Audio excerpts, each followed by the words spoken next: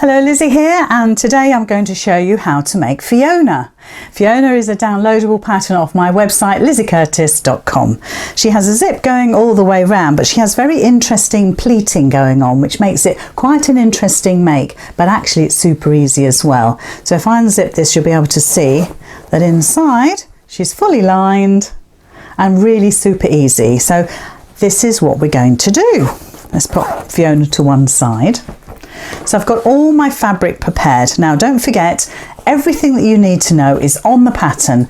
What you need to cut, the pattern pieces and how you put it together. All the pictures and all the instructions are there. The video is just another way of helping you to achieve making Fiona. So I've already cut my lining and cut my main fabric out. Pretty. I'll tell you about the fabric. I'll put it in the description of what I'm using. I've already stitched the darts on the lining, so that's what that looks like. Needs a good press. I've got a piece of zippage. Now this piece of zip, it's a zip on a roll. I use those all the time, and it's much longer than you need. If you think that this is going to be the zip going along here, it's a lot longer. Let me just offer it up so you can see. I need an inch thereabouts one end, but I want quite a length that end, and I'll talk about that as I go through. So I'm just going to open my zip up, and I'm just going to literally open it so it's like that. Okay, now just to make sure that your zip slider doesn't come off the end of your zip, you can use a regular zip for this, but just get one that's a little bit longer, and that way you'll see as I'm doing it, as I put my zip in, I'm going to top stitch as well, and it's not always easy when you're making a pouch. So I've used my stapler to actually put a staple, oops, at the end of the zip, and that stops my zip slider from coming off the end. If you want to put another one on there for safety, please do, but that's a really good way and a good tip to make sure that you don't lose your zip slider. I mean, they're fairly easy to put on, but it's just a bit of a nuisance, isn't it? So I'm now going to close my zip up because it's much easier to stitch, and I need this well, I need it to come off the end by about an inch or so, but I really want to avoid the slider, so I'm going to move it up a little bit. I don't really want to put a staple in there because I want this to keep open. So the first thing you need to do is, obviously we've done the darts on the main fabric, so we need to do the darts on the outer fabric, so I better do that first. So it's literally right sides together, so you've got 8 to do. Now I've already stabilised my fabric. I've used quite a firm interfacing. You could do a wadding if you want, but when we come to the pleating, you might find that that's a bit bulky. Always worth a try though. So just popping this together, it's about a 1/4 inch seam allowance, and I'm making a really nice point as I'm coming to the end of my dart. And I'm doing a little back stitch as well, just at the end of the dart. Oh, I just did it at the beginning. That's habit. You don't need to do it at the beginning, but you do need to do it at the point. Like I say, right sides together. And I nearly did the back stitch again. Habit of a lifetime. So we've done 4 on one side, so let's do the 4 on the other.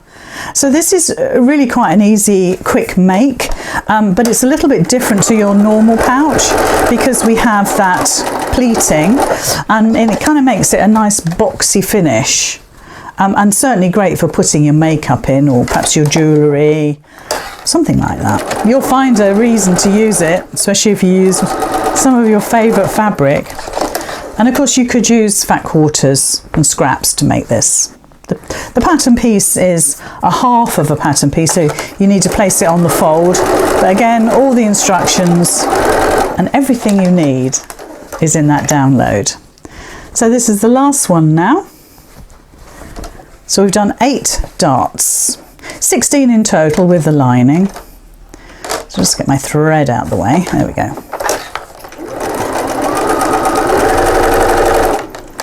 Back stitch.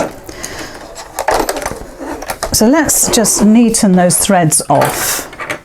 There's a lot of threads going on here, so we'll just neaten those, cut them all down. I shouldn't worry too much about the ones that you've snipped off at the ends, you know, where you've come to the points. I wouldn't worry because they're going to go inside the bag. So we'll just do the other side. And you'll notice it's a funny shape, and that's because we're going to do that pleating. So that's all done. There we go. Good, good, good. I'll pick up my threads later. So back to the zip.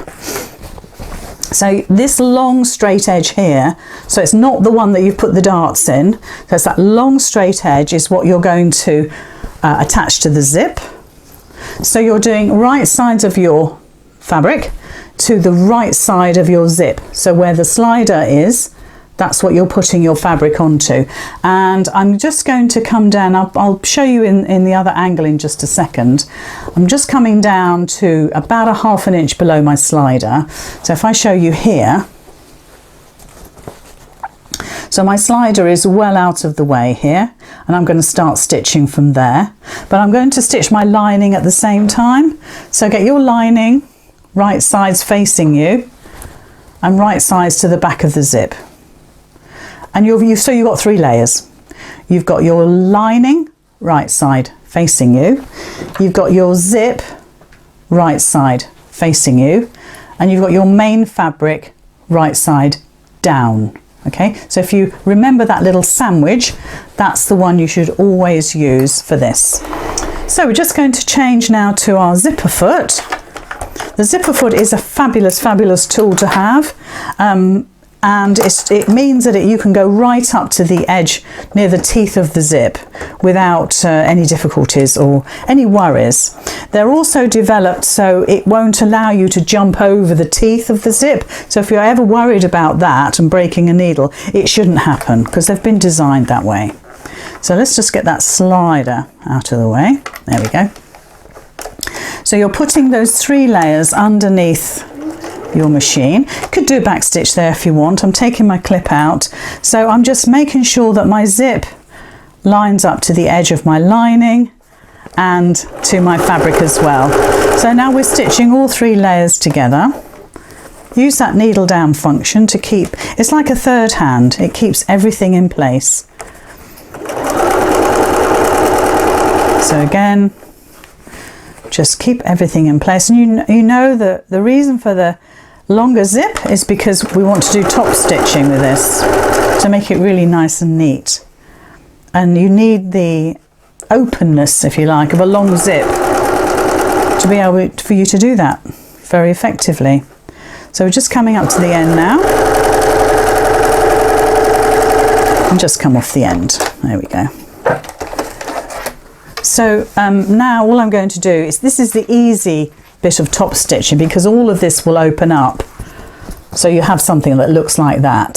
So I'm just going to take that main fabric there and fold it down so I can see my zip and my lining is at the back. So that's what that looks like. Now ideally you'll press it, but I'm not going to do that. I'm just going to pull it away from the zip. And I just want to move my needle across to the other side, and I'm going to top stitch. You could probably get away with your regular foot now, but as we're going to put the zip in the other side, it's not worth changing that over. So I'm just pulling my fabric top and bottom away from the zip, from the teeth, and that way I know that it's going to lay straight. And like I say, obviously you can press all that to make it really neat. And so we're nearly there. Again, make sure that lining is well out of the way.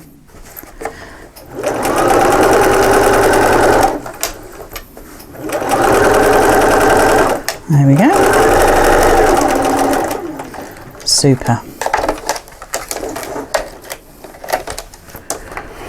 Right, so now I've top stitched one side, we need to now stitch the zip on the other side. So lay it flat down on your desk, bring the right side of your fabric over and make sure that it's sitting parallel, so the seams are all parallel to what you've just stitched. So there's, if I lift that up, there's what we've just stitched. So I'm going to bring my right side over to the other side of the zip tape, and that's where we're going to stitch from there. So make sure it's all lined up beautifully. And then the lining, you're doing the same. You're bringing the right side of your lining up to the back of the zip. And again, we'll put a clip in just to hold. Just all those 3 layers. We don't want anything moving. Let's just get that better lined up. And the next stage when we do the top stitching is where, I need to move my needle across, is where we need that open zip to allow us to get in there to top stitch. It's quite difficult otherwise. But I'm keeping my zip closed for this part because I like to have that stability of that whole zip there to be able to stitch beautifully and neatly up to the zip teeth. So again, all those 3 layers, and you start to think that it looks a little peculiar. It looks a bit like a submarine. And you wonder how it's going to end up looking boxy, but it does. So keep all that lovely and neat, the 3 layers all together. We're just coming up to the end then, just getting the zip slider out of the way. If you want to, you could put a staple at the end where we've got that 1-inch hangover. Okay. So there is my pieces. That's what it will look like. But we need to top stitch that now. So I need to open up my zip, if I can find it, put my hand in there. Get hold of it. There's still plenty of room to do that. Just make sure you don't catch the lining as you're doing that, and just bring it through. Like I say, you might find it easier to open it before you do that second part. So now I've got the slider right up there, it's right out the way, and I can open that up. Do you see it opens up completely now? So I can turn this through. So like I said before, I want to top stitch. I'm just making sure I don't top stitch the same one that I just did. I'll just cut my threads just so they're a little neater. There we go. So you can see by having that zip open there, you've got a lovely sort of openness space to do that top stitching. It makes it super easy. So I'm moving my needle back over and just starting off that stitching, and I'm just making sure again, like I did before, I'm pulling that lining out of the way and my outer fabric, because it's kind of curved with all those darts. It doesn't really want to lay flat. So I'm doing my top stitching again.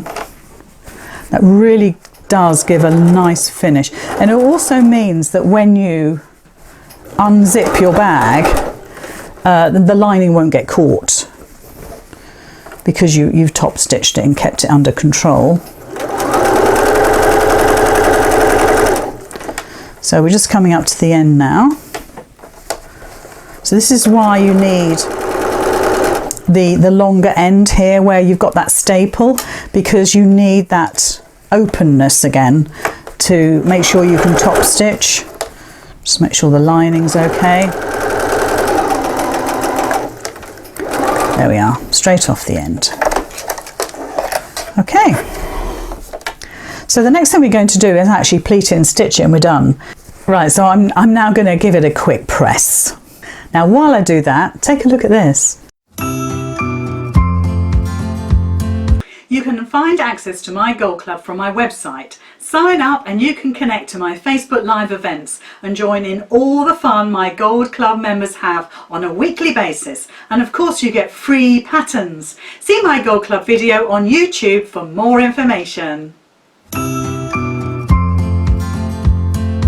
So So I've given it a good press, so it's now ready for the next stage. So what we're going to do is that we're going to stay stitch all of these edges together, because we've got the outer fabric, we've got the lining fabric, and it's much easier when we go to pleat if all of those are one piece of fabric, if you like, by stay stitching. So I've changed my foot on my machine to my regular foot. Now this is not my 1/4 inch foot, this is my regular foot where I can zigzag, because the next part after the stay stitching will involve a little bit of a zigzag just to tidy the edges. There's an alternative way which I'll talk to you about when we get to that. So that's one side. So this is a little more awkward, but because we had that long tail of that zip, makes it easier. So again, you're just popping it under. So I'm just stay stitching this other edge now.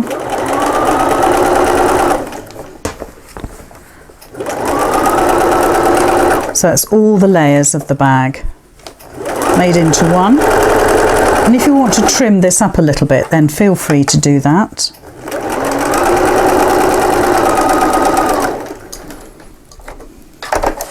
Okay, I'll just trim my threads.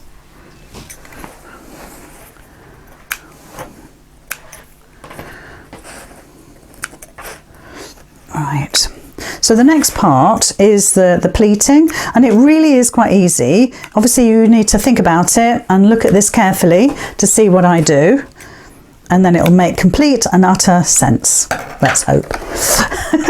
So start with one end, doesn't really matter which end, but you want that zip to end up together. Let's put it so the lining is going to be on the right side for me for stitching. So you want these two zips to actually meet up. Okay, now you could, if you wanted to, bring them together, line up your fabrics so they're all really neat. Let me just try and hold that so you can see it. So if I bring that like that, so that zip is now, the teeth are together. You could, if you wanted to, put a staple in there. Okay, so let's just do that. It's not imperative, but it helps. If I can get it to stay still, that's it. I'll put a couple in there. You just want to be careful that you don't go anywhere near where your machine's going to stitch. So now we've kind of joined that together temporarily, and now it's a case of pleating. So you want to do it, so the pattern, you'll see the pattern, it has a dip. So that dip is where you pleat. So going up to that first dart, if I do it here, perhaps we'll see it better. So going up to that first dart, that wants to come under. So where that dart is, go under, and then it comes out to the next dart there. And you can put a clip there. So let's do that. So on the other side, you're going to do exactly the same. So where that dart is, you're going to fold that under, and it comes almost right up to the zip teeth when you fold it under, and then you kind of bring up that other dart that you made, and those two darts are now sitting together like that. And then again you can clip. So let's just get those lined up. Okay, so that's what it'll look like. So all your layers are zigzagging behind there, and if I show you the back, you have a sort of a straight run, and that's your middle darts there, and that's your front darts there. And you've pleated it. So all you're going to do now is you're going to stitch along here, just along there. Now I would do a nice 1/2 inch. I want this to be strong, so a nice 1/2 inch seam going across there to join all those layers together.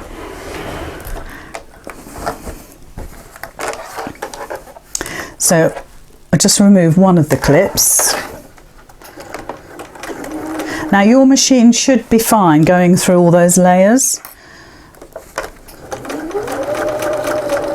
So just where you go over the zip, just do a back stitch there, just to hold that really well and nice and strong.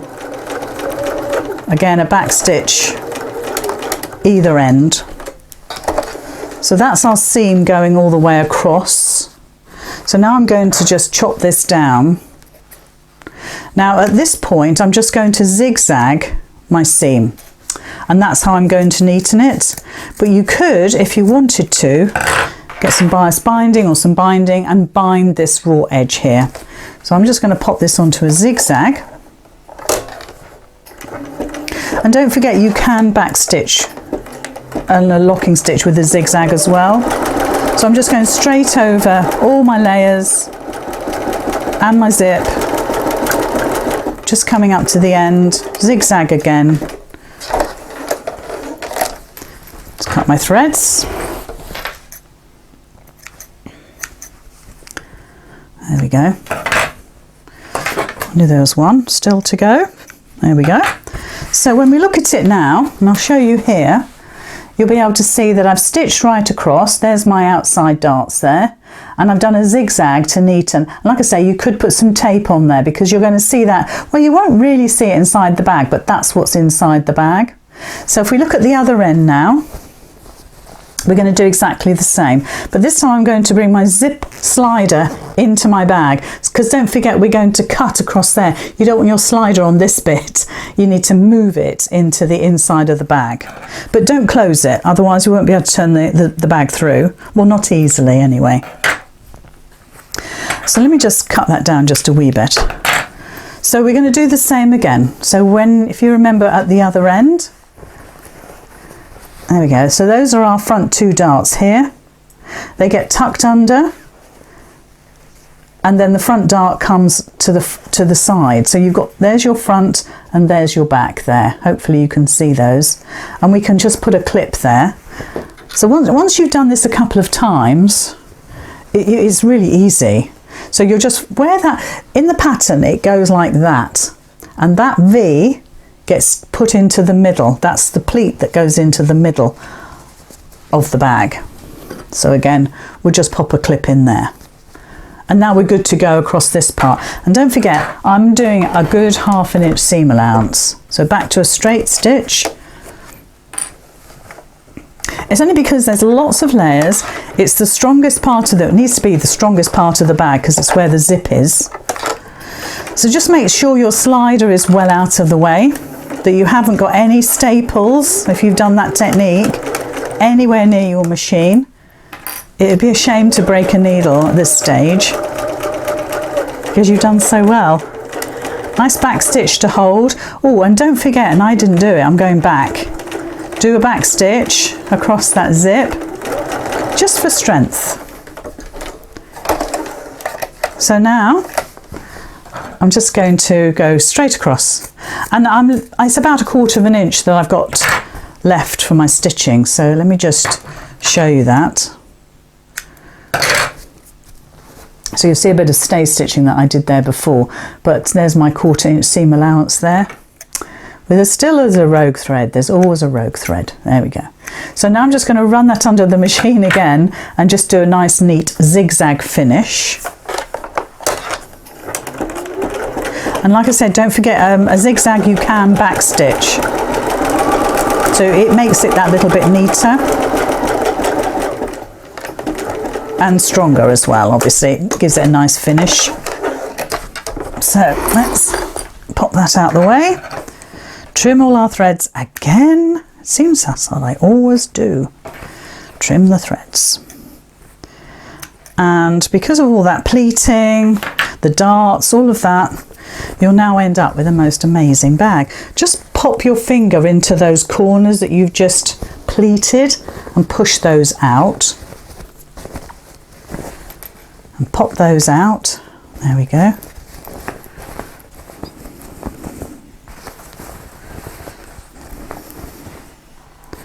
So what you end up with is this amazing shape. And it kind of squares up over time. All those pleats stay in place, and you end up with this fabulous shape. There we go. Just tell it who's boss. Get those pleats in. And when we look at the one we made earlier, which I've poked out and made sure they're all laying flat, you can see how those pleats look when it's done. Makes the most amazing bag. So there we are. That's Fiona. So I hope you enjoy making loads of them.